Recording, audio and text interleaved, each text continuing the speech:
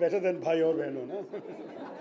Anyway, listen, it's been an interesting week, and I'm sure you all noticed that the week began with the Congress president making a very serious, thoughtful, and far-reaching statement about the principles the Congress Party stands for. She spoke of the 4 pillars of Nehruji's legacy on the 50th anniversary of his demise, and she talked about their continued relevance, not only to the Congress Party, but to the India of today and tomorrow. Now, by contrast, we have been waiting for a vision from the BJP government. We have instead been rewarded with their version of the 10 Commandments. Yesterday, we received this 10-point agenda, which I'm sure you've all seen. And I must say, I was a bit taken aback by the extraordinary jumble they have inflicted upon the nation. There are values, there are visions, there are approaches, there are bromides, there's an utter confusion as to what the purpose of this document is. Are these instructions? Do they constitute an agenda? Do they represent a manifesto? Are they, in fact, techniques for getting things done? Nothing is clear. It's all of the above and none of the above. We sort of looked at the agenda with some interest.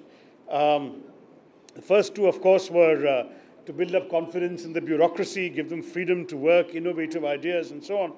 Now, from our point of view, since the days of Sardar Vallabhbhai Patel, who is often cited by this government, there has been a very clear understanding that the best safeguard in our country to provide confidence to the bureaucracy is security of tenure and financial independence. These 2 important factors were borne in mind by the UPA government in the 6th and 7th Pay Commission, and it was done by the UPA government consistently whenever the Congress Party has been in power. And then during our tenure, when there were incidents involving the security and autonomy and authority of bureaucrats, such as the Durga Shakti Nagpal case, you found the Congress president intervening immediately. You found the Congress Party standing up for the autonomy and freedom of bureaucrats. So, as you can imagine, we welcome the fact that the BJP has also decided to endorse the Congress Party's approach on bureaucracy. Then we have a point saying education, health, water, energy, and roads will be priority. But who said they are not priorities? They've been priorities since 1947. And they've also had 6 years in power with these priorities. We have had 10 years in power. Is that a valuable contribution to your appreciation of the BJP's work? What else are they giving us? Transparency in government. E-auction will be promoted. This is point number 4. Now, first of all, we had sought in vain the cooperation of the BJP in passing anti-corruption legislation, the public procurement bill, the implementation of the Whistleblower Act. Let the BJP act on these, both the recently passed and the pending legislations. They will have our cooperation if they want to pass any of the bills that we put into the 15th Lok Sabha, but their disruptions would not allow us to pass. And, of course, the original piece of legislation on transparency was the RTI Act. We're proud of that act. We'd like to see it better implemented in some parts of the country, such as the state of Gujarat, where we've not been able to see the RTI Act functioning as it was intended to. We welcome the idea of e-auctions. Again, it would have been wonderful if e-auctions had been used before tendering land in Gujarat to certain favoured industrialists. But since apparently these ideas only come after national power has been taken, we welcome seeing this introduced, and we would like to see it happening transparently in the functioning not only of the BJP government in the centre, but of the BJP governments where they exist in various states. Then there is a point on interministerial coordination. What has this got to do in a national vision document? There are already institutions where cabinet secretary and others are already doing this. This is not something as part of a big vision agenda in the first few days of a new prime minister and a new government. Then the 6th point, they simply borrowed UPA language, a people-oriented system. Shabash. We're very happy that the BJP is discovering the UPA virtues of being people-oriented. Number 7 says, addressing concerns related to the economy. What does that mean? Can you imagine a vaguer statement from a government? Has not every government addressed concerns related to the economy? They may have done it well, they may have done it badly. But what does this point mean? I'd be very grateful if somebody can explain this to us. Number 8, infrastructure and investment reform. Again, equally vague. Is every government in every country not concerned with that country's infrastructure? We, UPA, during our last 10 years, we have created 19,500 kilometers of national highways. We've created 5 major new airports. We've upgraded and rebuilt 37 non-metro airports. We have built metro rail in new cities, Jaipur, Bangalore, Mumbai, Hyderabad, Kochi, started. We have increased power generation from 5,58,300 million units to 6,07,200 million units, and increased nuclear power capacity to about 38,000 million units. So, infrastructure, we would like the BJP to prove themselves capable of matching this record to begin with. As far as investment reforms, I worry a little bit about a party that was best known during UPA 2 for opposing FDI in retail, an area in which there were very many investors anxious to come and invest. I hope that they will do better when they are actually seeking to attract investment in the areas that they desire is better. Number 9, equally vague, implementation of policies in a time-bound manner. Obviously, all policies have to be implemented in a time-bound manner, and we'll give them the time frame, 5 years. They're not coming back after that. So within 5 years, please implement all your policies in a time-bound manner. The electorates will make sure it's time-bound. And number 10, stability and sustainability in government policy.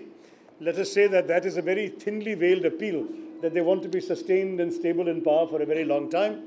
Let us simply say that as long as they come up with documents and statements to the nation as vague as this, we're going to have a real doubt, wondering where the stability will come. For stability, you need firm foundations. Our Congress president gave you the example of the firm foundations and the pillars on which our policy and our approach rests. We have yet to see in this document or on any of the statements from the BJP since they have assumed office on the 26th, we are yet to see any firm foundation. And stability, I'm afraid, requires firmer foundations than this 10-point agenda. So that is simply my opening remarks. I'm very, very happy to say to you that it's always good to see you all, and that I'm so glad you are here in such numbers. Any questions or issues you have, please. If your government pulled off so many accomplishments on all fronts, why did you lose the election? I know this is the question that we are constantly asking the voters who didn't vote for us, and that we're also asking ourselves. You know, there is a process of introspection going on. And I think it's important because the honest truth is there was a very interesting article in one of the newspapers, one of the English newspapers last week, by a foreign political science professor who's a very well-known figure, published many books on Indian politics, James Manner, who has argued in great detail that the one thing this election was not was a verdict on performance. It may have been a verdict on various other deficiencies. We are not claiming any great successes. But I can tell you that on performance, UPA has a 10-year record second to none. There is no 10-year period in the history of independent India where better performance and more progress has been made for the Aam Aadmi and for the people of this country. So it is a particular irony that we still managed to mess up this election. But the performance record is very, very good. I wanted to know from you, there's been a huge clamor within the party, especially from CWC General Secretary, to believe that Rahul Gandhi should be the leader of the House in the Lok Sabha. Mrs. Gandhi has been nominated. And they say that if Rahul Gandhi doesn't accept, then he should quit politics. Because the mandate was for him, he was asked to lead the campaign, and even though you have got a drubbing and got 44, you either perform now as leader of the House and be pitted against Narendra Modi, or otherwise quit. What is your response to that? Well, let me say very clearly that the Congress Parliamentary Party gathered in the Central Hall of Parliament last Saturday. I was there. We unanimously resolved to elect the president of the party as also the leader of the Congress Parliamentary Party, and that is Mrs. Sonia Gandhi. We also left it to her to decide who should lead the party in each house. There will be 2 people named, one in the Lok Sabha, one in the Rajya Sabha. I might add that the CWC had earlier taken the position that neither the resignations of Mrs. Gandhi nor the resignation of the party Vice President Rahul Gandhi would be accepted, precisely because, as you yourself said, that they have the responsibility to lead us out of this trough that we find ourselves in after the last election. And they have accepted that responsibility thrust back upon them by the CWC. Now that we have given them the responsibility, it is our duty to wait for them to decide. So let the leader of the Congress Parliamentary Party decide whom to appoint. I can't sit here and advise her. But otherwise, do you think he should quit? Look, I mean, I think she will make the decision, and I have no doubt that the lines of communication between the party president and the party vice president are in excellent shape. Just to take UPA's performance was second to none. Some of your colleagues are saying that if the product is bad, you can't say it. How do you relate to that? I'm sorry. Some of your colleagues are No, I think that you know, I think there's this comment that has also been made by one of my colleagues. I think it was Digvijay Singh ji, who said that success has many fathers and failure is an orphan. Somehow finding reasons for failure produces many fathers and mothers as well. So in the search for reasons for what we all admit was an unexpectedly poor performance in the election, and a setback that we are still analyzing and coming to terms with, in finding reasons, various things have been said, including this comment that you mentioned, that the product was not good and could not be packaged. I would respectfully submit that this is not true. May I add that I myself have published a couple of very detailed, fact-filled articles, one in the Indian Express, one on the BBC World website last year. I'm sorry? You have given some 7 suggestions. Suniya, I've given arguments in the last year, well before the election, pointing out how good the performance of the UPA government 1 and 2 has been. So this is not a new discovery. I'm merely mentioning an outside observer because an outside scholar has written this as recently as last week. But I have always consistently argued, and have the paper trail to prove it. Even before I became a spokesman of the AICC, I have argued that the performance of UPA 1 and 2 is astonishingly good, and there is a mystery why we're being attacked by some of the very people who should know better. Be that as it may, it's water under the bridge. Clearly, despite our performance, we lost. It is not that the performance was not there. There were a number of factors. I can tell you that the Congress president and vice president are daily receiving dozens of party leaders from around the country, from all levels and all parts of the country, who are coming and giving their views, their explanations, their suggestions. The process is very much on. Don't think. Sometimes people in the media have been saying to me, "Bhai, we've seen nothing but silence from the party." The silence is the process of introspection. Introspection, by definition, cannot be extrovert. It is something that is taking place within. But I know for a fact, because I myself have been part of these conversations with the president and the vice president, that many of us are going to them.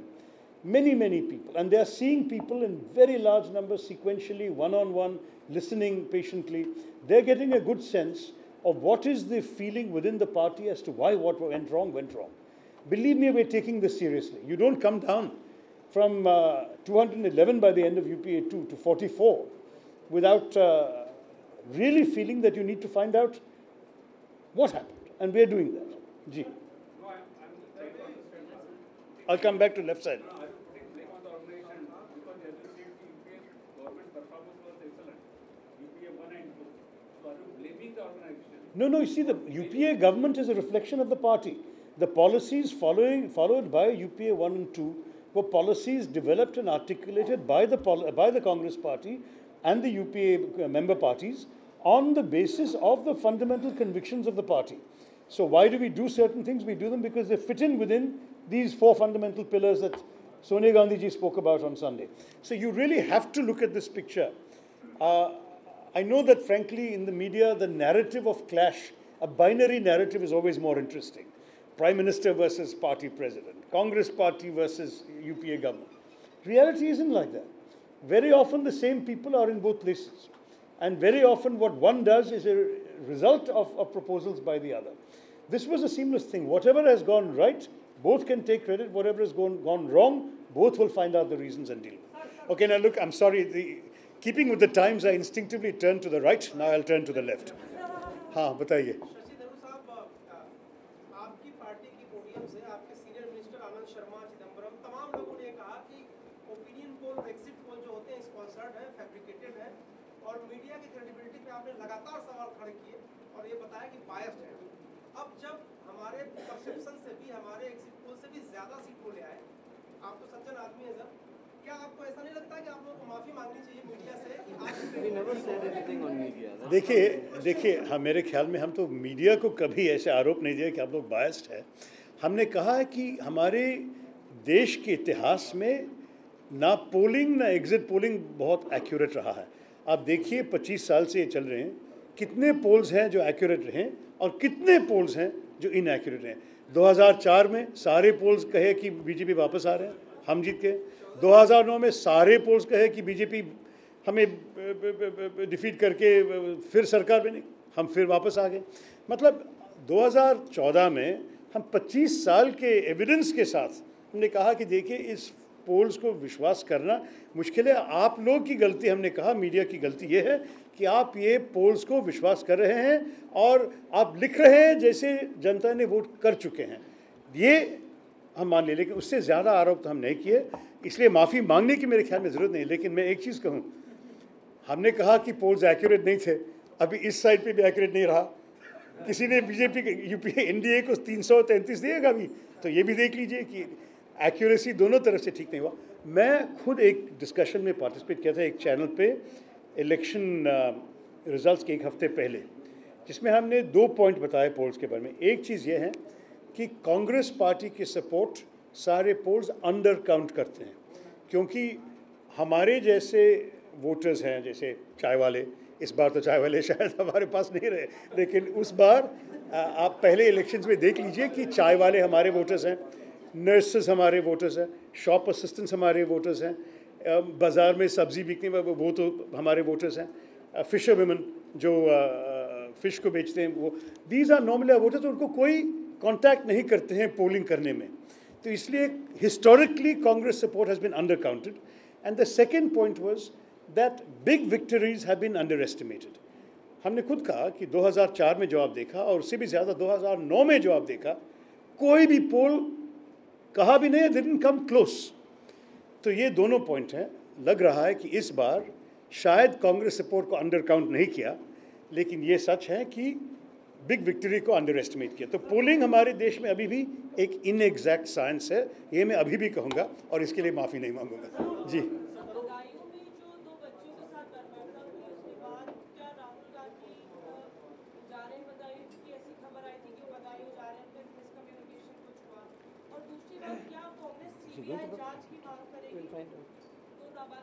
Sir माफ कीजिए, दूसरा कौन क्या? मायावती ने बोला है कि हाँ, सीबीआई जांच होनी चाहिए इस मामले में। क्या कांग्रेस भी सीबीआई जांच की मांग कर रही है? और दूसरी, राष्ट्रपति शासन लागू करने की मांग की मायावती यूपी में, क्योंकि कहा कि लॉ एंड ऑर्डर व्यवस्था। देखिए उसमें तो हम नेचुरली हम शामिल नहीं है। पहली पॉइंट ये है कि राहुल गांधी जी का वहाँ जाने का इरादा मुझे पता नहीं है। मैं अपना कम्युनिकेशन सेक्रेटरी से भी पूछ लिया, कोई खबर नहीं है। अगर हमें कुछ कंफर्मेशन मिले तो आप लोग को जल्दी बता देंगे। और जो सीबीआई, इनको सारे चीज़ सीबीआई के हाथ में देने की खास ज़रूरत नहीं है। अगर ज़रूरत पड़े, अगर पुलिस इन्वेस्टिगेशन में कोई वीकनेसेस हैं तो हम भी इसके बारे में सोच सकते हैं, लेकिन अभी ये पुलिस के हाथ में है, स्टेट गवर्नमेंट के और पुलिस के हाथ में है, और उनको अपना काम करने दीजिए। They must do their work. तो हम देखिए, मैं इससे ज़्यादा नहीं बोल सकता हूँ, लेकिन अभी राहुल गांधी जी के बारे में आपने जो कहा, will find out and get back to. लेकिन अभी तो हम ना सीबीआई इंक्वायरी मांग रहे हैं, ना प्रेसिडेंट्स रूल मांग रहे हैं। हम ये विषय को ज़रा सा स्टडी कर रहे हैं। Look, we are concerned about lawlessness anywhere in India. I mean, from our point of view, UP is a state where particular attention should be paid to law and order because of the riots that scarred the face of that state last year. There is already, the eyes of the nation are trained on the law and order situation in that state. But we are not right now sitting here condemning the state government. We are urging the state government to take every possible measure. First of all, to investigate this crime and to punish the wrongdoers. And secondly, to ensure that these things don't happen. But we're not going beyond that today. I'm not saying we may not have more to say later. Right now, this is as far as we're going. According to media reports, you yourself suggested that Mrs. Gandhi should take up the leader of opposition challenge. And what is the sense of the? No, I had spoken at a time when we were still speaking publicly. I should read out to you. During her address to us on Saturday, the Congress president said, "I've been asked by the CWC to undertake whatever steps necessary to revamp the party organization at all levels. Your inputs, your experience, your assessment of our strengths and weaknesses, rather than public acrimony, will be critical to that exercise." So after that, I have preferred to confine my suggestions to within the party and to the leaders concerned directly. So please excuse me for not repeating certain views, but I have made the general point in the past, and prepared to make it again, that the political leadership of the party has to be the face of the party to the nation as well. And that is, that I'm talking about the political leadership of the party. I'll leave it there for now. I've already come to, let me go to somebody who hasn't asked a question. I'll come back to you again. Ji. Sir आप तो ये कह रहे हैं कि आप अपना opinion अपने पास रख रहे हैं, लेकिन कांग्रेस के दूसरे जो लीडर्स हैं, जोरचंद देव, उन्होंने कहा है कि जो एडवाइजर कांग्रेस प्रेसिडेंट और वाइस प्रेसिडेंट के आसपास थे, उन्होंने इस्तीफ किया। कल ही केरल से आपके स्टेट से जो मिनिस्टर है, फॉर्मर मिनिस्टर, उन्होंने सीधे सीधा राहुल गांधी के ऊपर सवाल उठाया। फिर ऐसे लोगों का क्या करें? देखिए, वो केरला में जो जिसने कहा, हम कहेंगे कि तो ये इनअप्रोप्रिएट लफ्ज़ थे। ऐसे ऐसे शब्द तो हम राजनीति में और एक पार्टी के अंदर कभी इस्तेमाल नहीं करते हैं। और आपको शायद पता है कि केपीसीसी ने उनको सस्पेंशन दिया है पेंडिंग इंक्वायरी। अभी इंक्वायरी में शायद वो अपोलोजाइज़ करेगा, क्लैरिफाई करेगा, मुझे मालूम नहीं है, लेकिन अभी तक उनका स्टेटस ये है कि सस्पेंशन हो गया है। बाकी सब जो लोग कह रहे हैं, उनका पूरा हक है कि आके कांग्रेस प्रेसिडेंट को, कांग्रेस वाइस प्रेसिडेंट को या उनके स्टेट के जनरल सेक्रेटरी को सारे इसको समझा सकेंगे। हमारे जो आजकल के प्रोसेस चल रहे हैं, कांग्रेस प्रेसिडेंट सारे ओपिनियन समझ के ही निश्चय करेगी अंत में कि हमारी पार्टी के लिए किस तरह की रिवाइवल होना चाहिए। मैं ये भी कहूँगा कि कांग्रेस प्रेसिडेंट मॉरल रिस्पॉन्सिबिलिटी मान लिया, प्रेसिडेंट और वाइस प्रेसिडेंट दोनों, सीडब्ल्यूसी के सामने, और सीडब्ल्यूसी ने इसको रिजेक्ट करके कहा कि नहीं, आप लोग ही रहिए। उसके बाद तो उन दोनों के बारे में बोलने में कोई मतलब नहीं है, क्योंकि जिम्मेदारी उनको वापस दिया हुआ है। सीडब्ल्यूसी हमारे हाईएस्ट डिसीजन मेकिंग बॉडी है। और उसके बाद यस, आपने कहा, जो कहा ठीक ही कहा कि बहुत लोग उनके ओपिनियंस एक्सप्रेस किए हैं। उसके बाद अब अभी पार्लियामेंट्री पार्टी में भी प्रेसिडेंट आके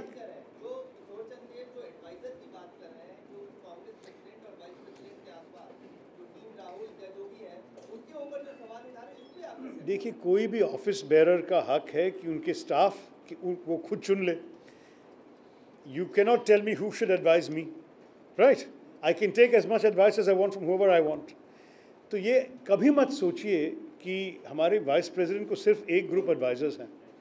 हम सब उनके एडवाइजर्स हैं।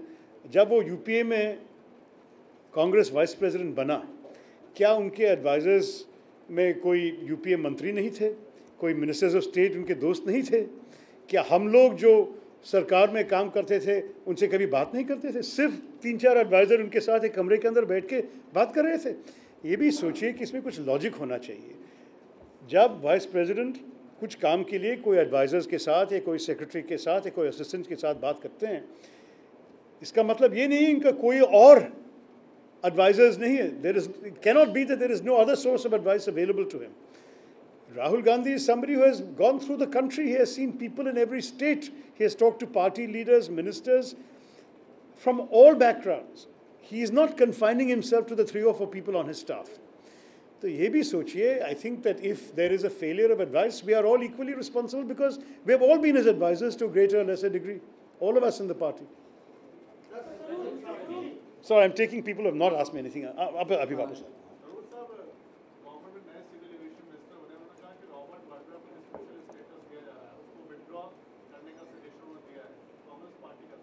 देखिए, एक चीज़ समझ लीजिए, ये कांग्रेस पार्टी ने नहीं निश्चय किया कि रॉबर्ट वाड्रा या कोई इंडिविजुअल को ये सिक्योरिटी क्लियरेंस देना या नहीं देना है, या चेक होना या नहीं होना है। ये एसपीजी की रिक्वेस्ट है। एसपीजी के प्रोटेक्टीज जो है, उनके लिए एक नियम होते हैं, और उसमें तो ना कांग्रेस पार्टी का कुछ लेना देना है ना कोई और पार्टी का, ये एसपीजी का है। और देखिए, अगर एसपीजी सरकार के साथ बातचीत करके उनके लिस्ट को अमेंड करे कोई सिक्योरिटी बेसिस के ऊपर, मतलब ये नहीं होगा कि बिना सिक्योरिटी चेंज से कि हम कुछ तय करें। कांग्रेस पार्टी को इसमें कहने की कुछ, मतलब हम शुरुआत में भी कुछ नहीं कहा और अभी भी कुछ कहने की ज़रूरत नहीं है। ये तो एक टेक्निकल प्रोफेशनल डिसीजन था पहले और रहना चाहिए फ्यूचर में। इसमें कोई पॉलिटिसाइजेशन नहीं होना चाहिए। हमारी पोजीशन ये है कि देश की सुरक्षा और देश के कोई व्यक्तियों की सुरक्षा पॉलिटिसाइज नहीं करना चाहिए। सिक्योरिटी एक्सपर्ट्स के हाथ में हम ये छोड़ने के लिए तैयार हैं।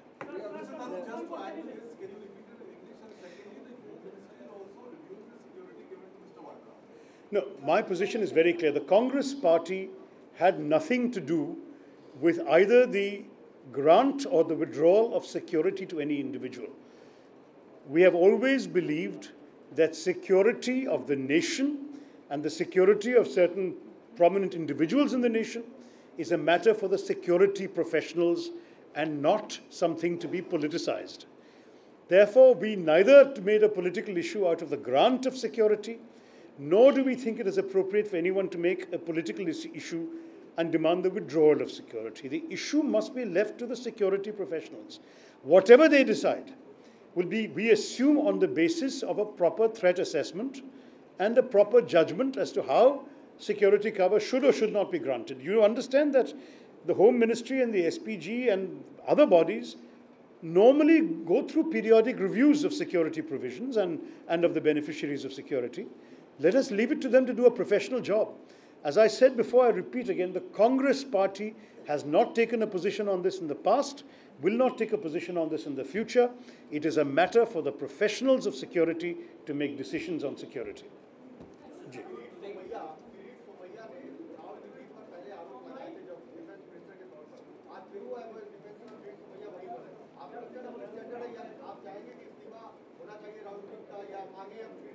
देखिए, हम कोई व्यक्ति के खिलाफ नहीं, लेकिन हम एक चीज़ जानना चाहते हैं. When the BJP attacks people in the Congress when they are serving in government and accuses them of corruption, and the same BJP appoints the same people as ministers, then the larger question that comes to our mind is, does it not show that all the attacks of the BJP on the UPA ministers were purely political? Because clearly, if there were substantive attacks, if they genuinely believed in their attacks, then they would not change their position the moment the person concerned changes the party. It cannot be that Mr. X is corrupt when he's in the UPA and is lily white when he's in the BJP. So my question is not, you have asked me a question, I'm asking the BJP a question.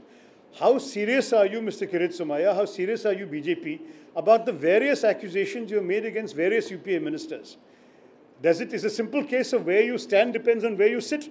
If you sit on the BJP side, you are fine. If you sit on the UPA side, then the stand is against you. इसका क्या मतलब होता है? I'm leaving it to them to figure. Last two questions, yeah. My question is related to the Lok Sabha. As you were claiming that our fight is with the ideology. So my question is that rather than fighting this Lok Sabha election to the ideology, you have fought this election to the personality. Don't you think this is a completely strategical failure of that defeat? No, but listen, you have to understand that the BJP projected the personality instead of the ideology. The ideology has failed to win a majority of the elections in the history of our democracy. Other than the elections of 98 and 99, the ideology today represented by the BJP, earlier by the Jan Sangh and others, has never, ever attracted a significant majority of votes or seats in this country. So therefore, they have chosen a different tactic, which is to project an individual, which left us no choice but to oppose the individual because we have to fight on the battlefield that we have before us. We continued to oppose the ideology. We have never changed our view on the ideology. But you cannot criticize us for fighting a campaign against an individual when that individual is being projected. Look at the posters even today littering parts of our country. They are posters of Shri Modi, not so much posters about BJP ideology. It has been, from their side, a personality-centered campaign, and that's why we had to fight on that ground.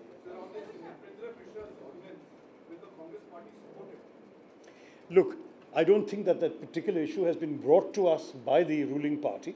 The normal procedure on any such matter is that the government will come to the head of the party or the appropriate person, if it's a parliamentary matter, and say, look, we would appreciate your cooperation. When such a request comes, I'm sure the party will consider it.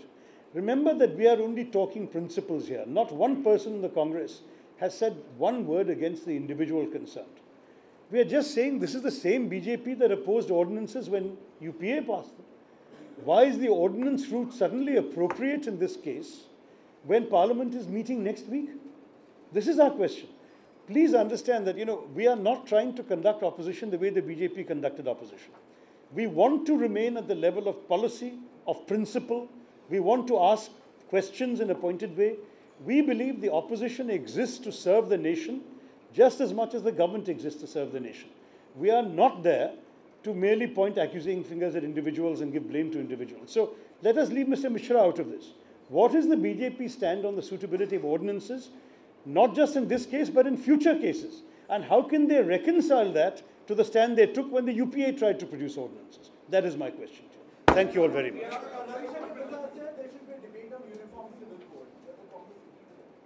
No, the country is going through a very important transition now. We appreciate that.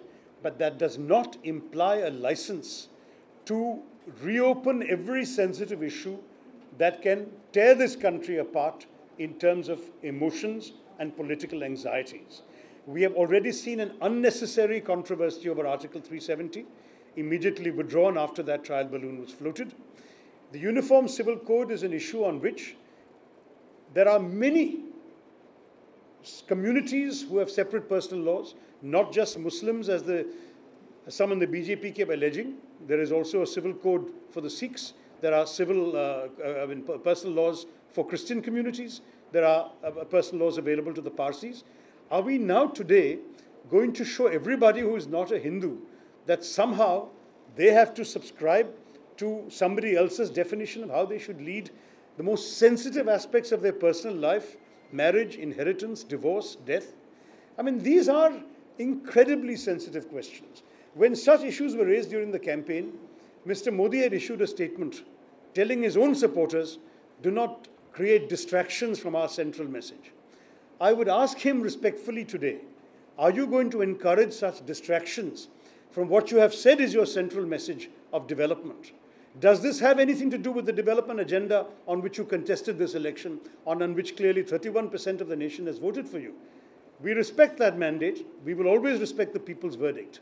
But should you be reopening extremely contentious and sensitive issues? Should you be provoking unpleasantness, division, and bitterness in a society that is just coming forward after an election? Is this the kind of distraction that the nation can afford? That is our question. Thank you.